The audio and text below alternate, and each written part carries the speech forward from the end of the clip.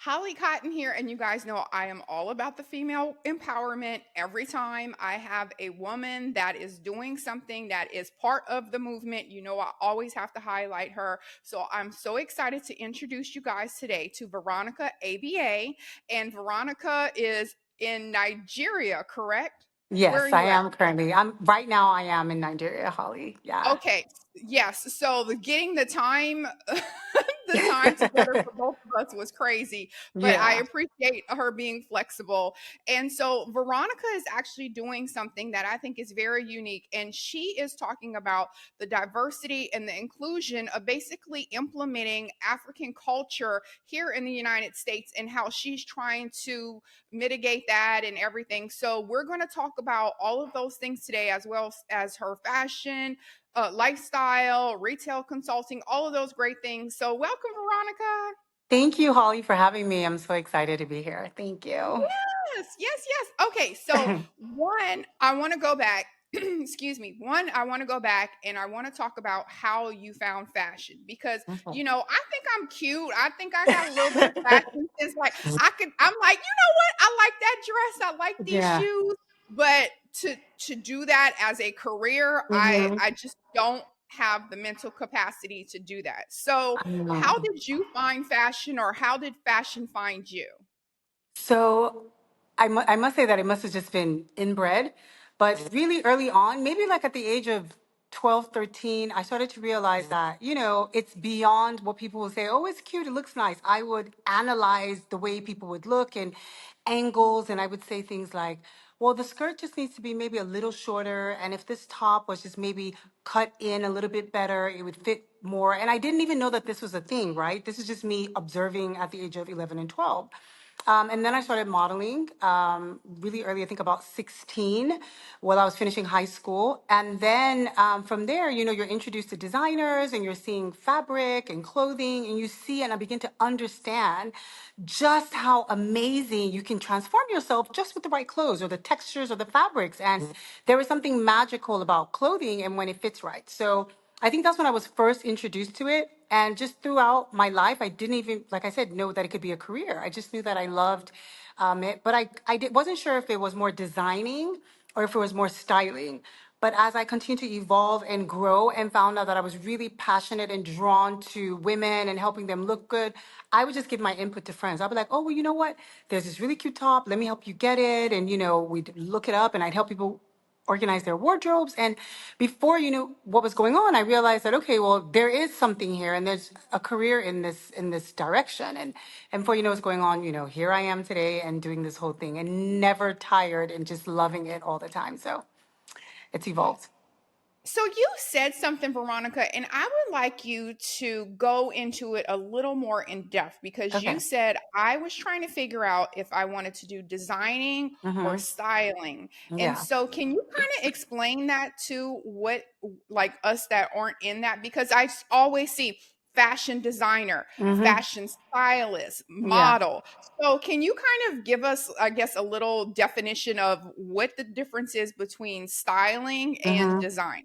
Okay. So I feel as a designer, you're more concentrated in one specific area, right? So it could be like school, liken it to being in school. Okay, I'm a good student, but I know a little bit about everything, but I'm extremely good in math. So designing is more like that. You have a very, very strong point of view, and that continues to be expressed from season to season. It never changes. It's a very strong aesthetic.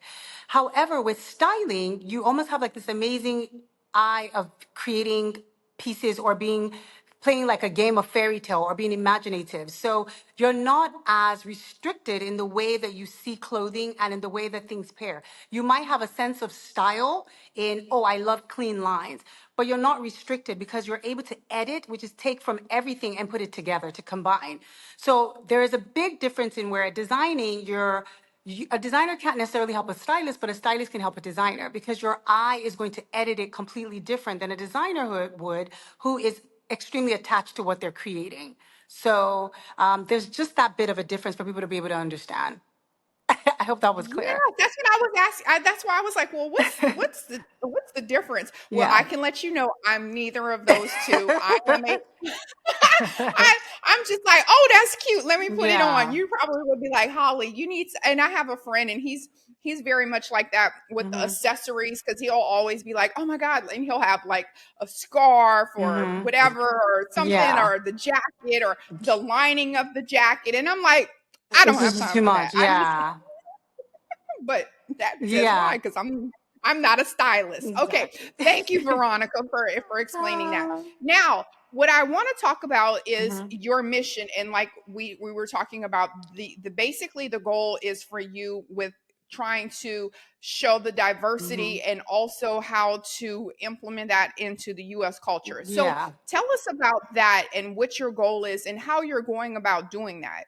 So it's really interesting. The whole thing birthed from me working with a lot of women. So here in Nigeria, I style a lot of women personally with their wardrobes and a lot of H&Is, or like we like to say, newsworthy women who have extremely successful careers, extremely busy and demanding careers, right?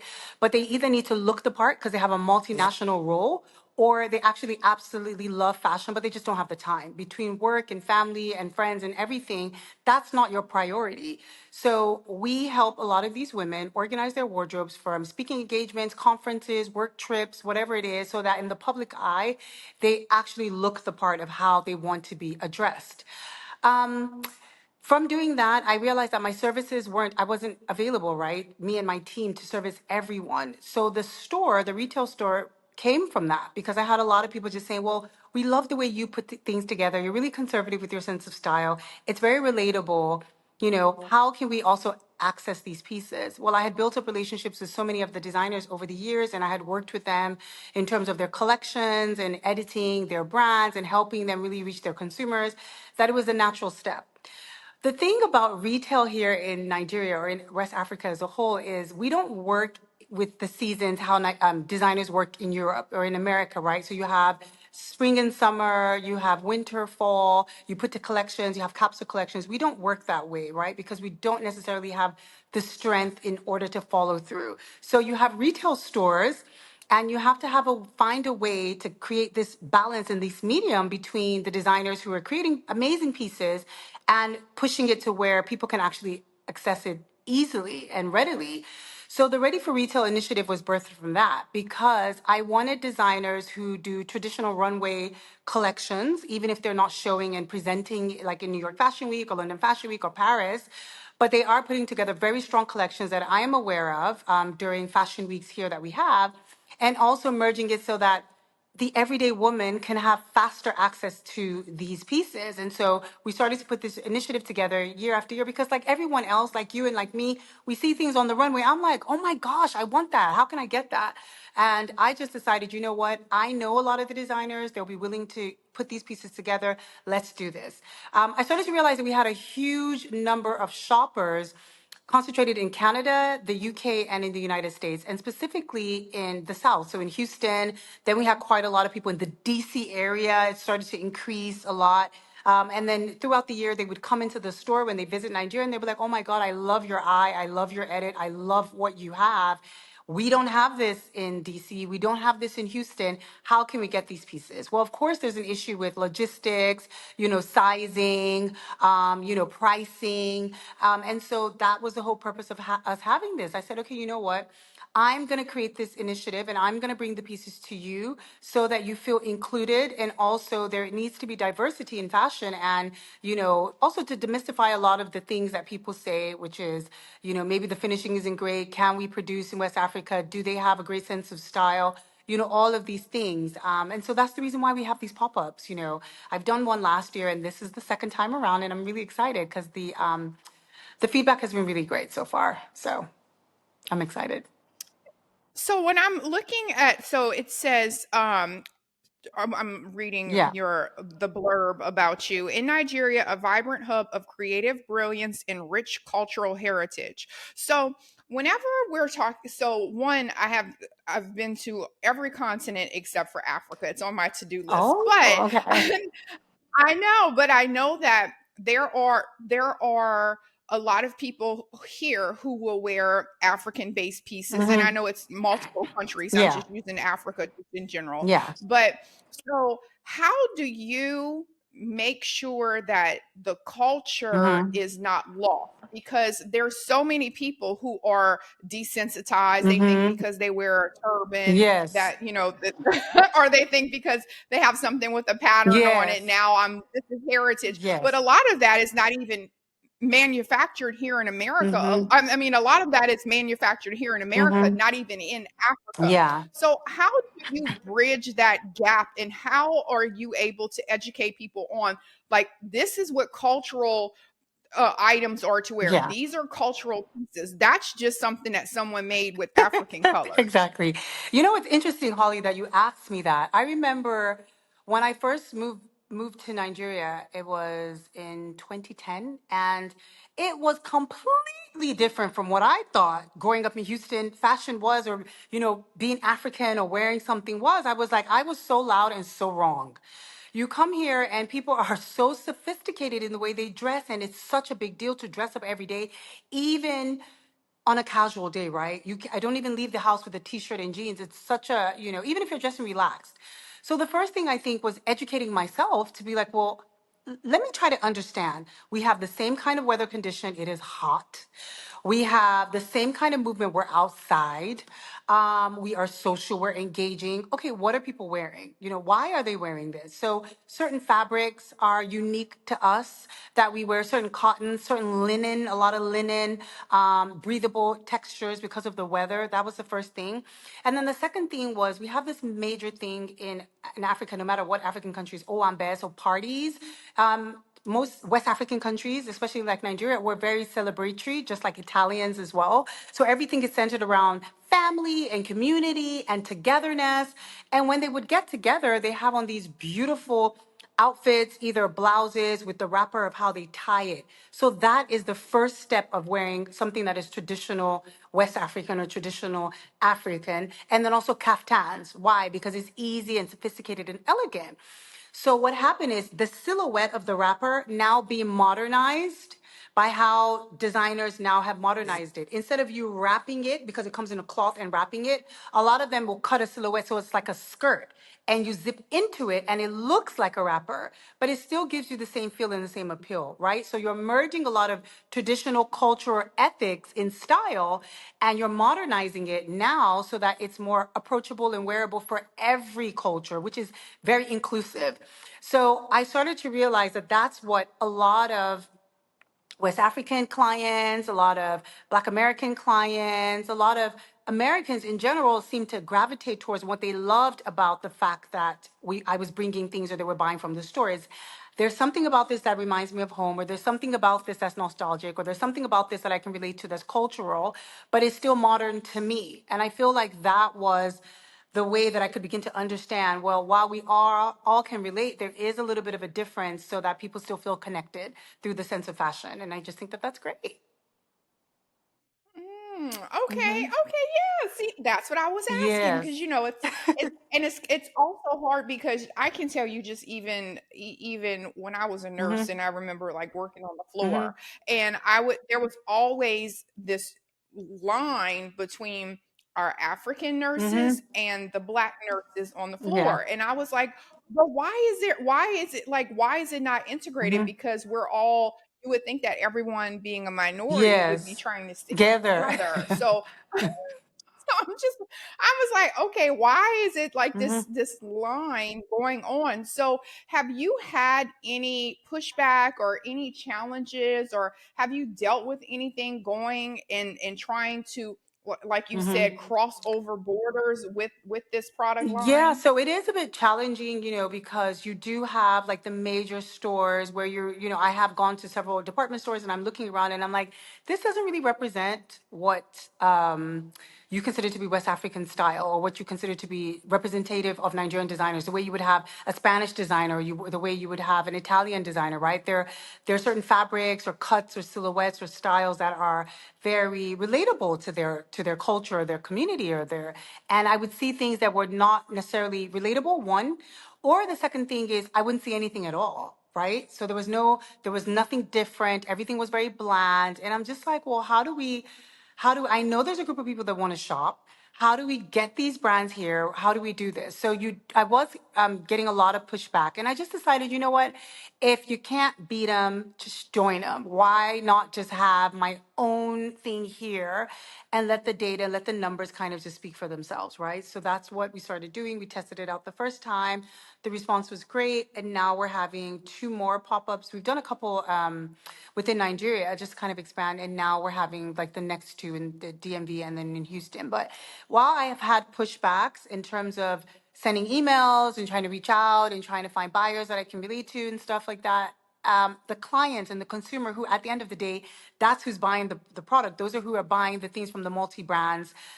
They are the ones who are saying, well, we're going to take you regardless of where you set up. And that has been welcoming. So I've had more highs than lows. And we're just going to continue to push forward.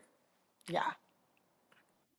Okay, okay. I love that. Yeah, and I always say that I could care less about your opinion Yes. about me, because if it's not paying me, Mm-hmm. I don't care. now now if it's someone where we're collaborating Yeah. and they're like, Holly, maybe we should try this. Hmm. Okay, that's an investment. But Exactly. just people who always have something negative to say, in and out, I don't Exactly. even, not even in a lot of time, Veronica, because I don't even let it penetrate the aura. Exactly. And that's the way it So should be. Yes.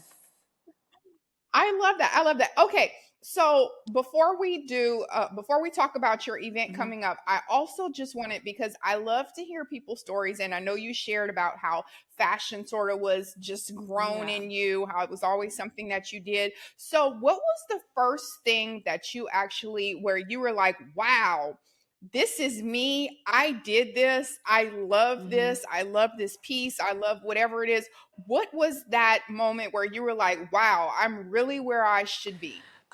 There have been a couple of moments. I've had a couple of wow moments because I've had the opportunity to work with a lot of very notable and prestigious women in Nigeria. So I wouldn't say that there would be one moment, but there was this guy that I really liked. I admired him. He was a photographer, and his name was Laki. His name is Laki Ogumawo, and I remember meeting him, and he was upcoming, and I just kept saying, my goodness, I definitely want to work with him. I definitely want to work with him. And I remember one day he reached out to me and said, I have this photo shoot that I want to do. Would you be willing to participate? And I said, sure. And I did the photo shoot with him, and the pictures were absolutely amazing for a campaign. In fact, I still remember it to this day. It wasn't anything major, but I looked at it and I just kept saying, wow, this is such a strong moment. But I've also had moments where I've styled. I think my first really big aha moment was I had to style Genevieve Naji, who's like the Oprah. She was on Oprah and interviewed as the Julia Roberts of Africa at the time. I remember when she interviewed with Oprah, and it was such a big deal. And we started working together, and I had to style her for the AMVCAs, which is a major red carpet movie premiere award in Nigeria. And the pictures went viral. Like it was such a moment because I was like, yeah, I did that. So that I think for me was the really big, like, wow, girl, you're really doing this thing big time. So I was very proud of that. But yeah, I've had many times along my career of personally styling where I've had to work with so many women in general, not even women who are so well known. And it's just that feeling of empowering them in a way that they're already meant to be, but it's just that. So basically, how you feel on the inside, I'm just helping you express it on the outside. I feel like that's what I'm doing with the styling with women, and just really helping them show forth who they really are, that strong, confident, sophisticated, fearless person. And that's what clothing does. And so I've had so many moments that I've been proud of. Yeah. Hmm. Well, Veronica, when I'm on Oprah, you can style Girl, me you also. say less, like they say now. Say less. Got you. Yes, although Oprah might be retired, so whoever's coming It's after Oprah, okay. I'm gonna be on there. Okay, so I'm looking at your Yeah. event. I know it looks like, so you have something on April Mm-hmm. 27th, and then you have something on May Correct. 11th. So let's see, today is the 23rd. So we'll talk about the 27th, but this will probably air after the Mm-hmm. 27th. So let's really focus on May Okay. 11th. But can you tell us about the pop up Mm-hmm. shop in Houston and also the pop up shop in Okay. DMV? So the whole concept of this was saying, you know what, who are some of the most amazing designers that we have in the retail store, Vane, in the Vane style retail store, that a high concentration of our shoppers globally absolutely love.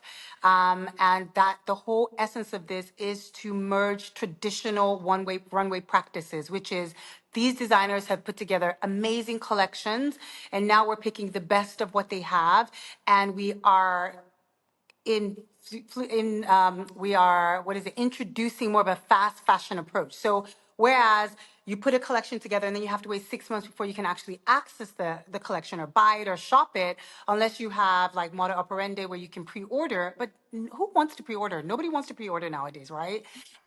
I forgot what I already Exactly. ordered. By the time when it comes in, I'm always like, "Oh, I ordered this. I've already Exactly. bought You're something like, else what are you now." talking, girl? I needed that outfit yesterday. I have one hot event that I need to attend. What are you talking about? I'm traveling to the Bahamas, girl. What are you talking about? 4 weeks.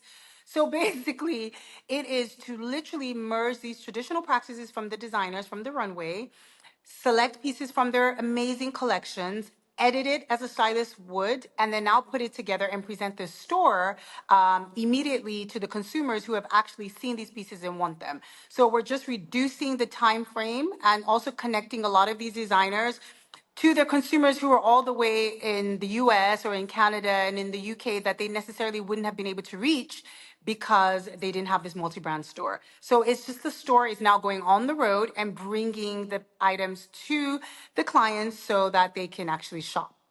And the whole idea was, we do have seasons. And so we were looking at it like, well, the season that is coming up to us is summer. Summer's coming up. There's a lot that happens. People have graduations. There are a lot of parties. Everyone's outside. People are traveling, relaxing. And so all we're doing is just bringing the pieces so everybody's now going to be summer ready fine and presenting it. So, So what give us an example of some of the pieces because I know mhm. it's hard. Some people listen to the Yes. audio of this and some people actually watch the Okay. video on different platforms. And so give us the insight into what exactly are some of the pieces because I know I'll be honest, I'm very Hmm. ignorant when I'm kind of like the one where we said when we're talking about Yes. African culture, I'm like, "Oh, I feel hot Hmm. already because it's so many flows, Yes. it's just layers." I'm like, "Whoo, I gotta wear it. I gotta Ye- be African in the yes. wintertime." So so tell us about like what are some of the pieces that you have and how you're implementing it Okay, so seasonal. there's what we call like Ankara fabric. So the fabrics are light and they're made of cotton. And some of the styles are like print sets, like skirt sets, really, really short. Just imagine wearing a really, really short mini skirt with like a slightly oversized shirt that's like in print. So what is very essentially West African is the fabric, it's the print, but the cut and the silhouette is very modern.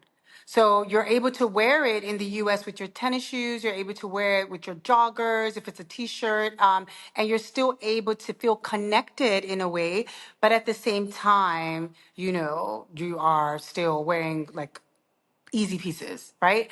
There are other items, and I mean, I'm not quite even sure if I can send pictures so that you have a better idea, but we have like kaftans that are made of linen and they're really easy and just, minimalist colors and just neutrals so that it's very breathable and easy to wear.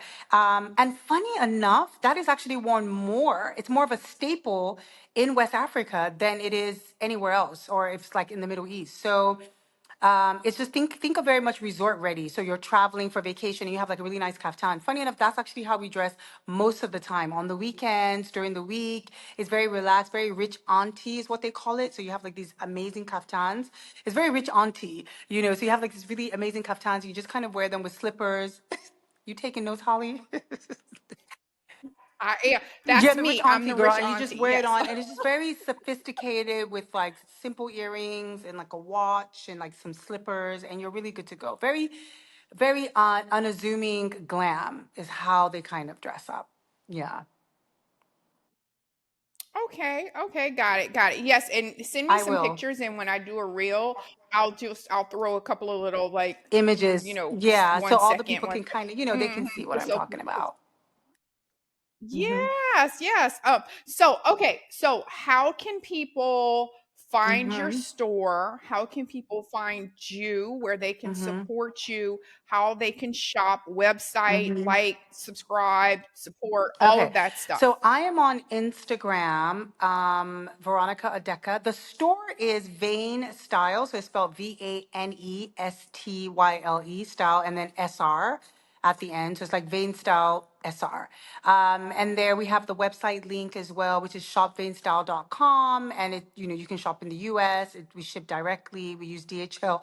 So you're going to get your package. So we ship quite often. But yeah, or if you ever come down to Nigeria, which I'm sure you will soon, Holly, because you got to come visit us. I'm coming. Yes, girl. I'm coming. And now, look, it's already summer. I missed it this year. I'll be next year. Next There, that's winter. what I'm I'm talking about. there. So the store is here, in the metropolitan city of Victoria Island, and people can just stop by and kind of shop directly or book a consultation with me to kind of help them get their wardrobes together. But yeah, the website is up and functioning. The physical store is available, or of course they can just come through to the pop up if they're in Houston, May 11th. Yeah. Okay, great, great. And you guys, I will also have all of the Mm-hmm. information in the podcast notes as well, and then whatever I post on social media, I'll Mm-hmm. also have it tagged. But again, the Instagram is Mm-hmm. VANESTYLESR. So make sure that you go there, and then you can also stalk Veronica as well. I'm sure No. she doesn't mind. Some more Mm-hmm. supportive followers. So, all right. Well, thank you so Thank much, you, Veronica. It was Holly. so lovely to Same meet you. here. Yes, and I'll see you because I'm in town. Hold up, let me check my calendar because I don't like to lie. So far, I'm in Okay. town on May 11th. Oh, that's Yes, Mother's Day isn't it? That was weekend. so smart, huh? Girl, everybody's gonna come get their outfits. Yeah. So if y'all are looking, Hmm. yeah, you're looking Gift for for your a last minute mom. gift for Yep, come mom, by. We're gonna have a lot of really amazing things. we got So you. yeah, I'm excited to see everyone. Okay, I Yeah. love that. I love that. All Thank you right. so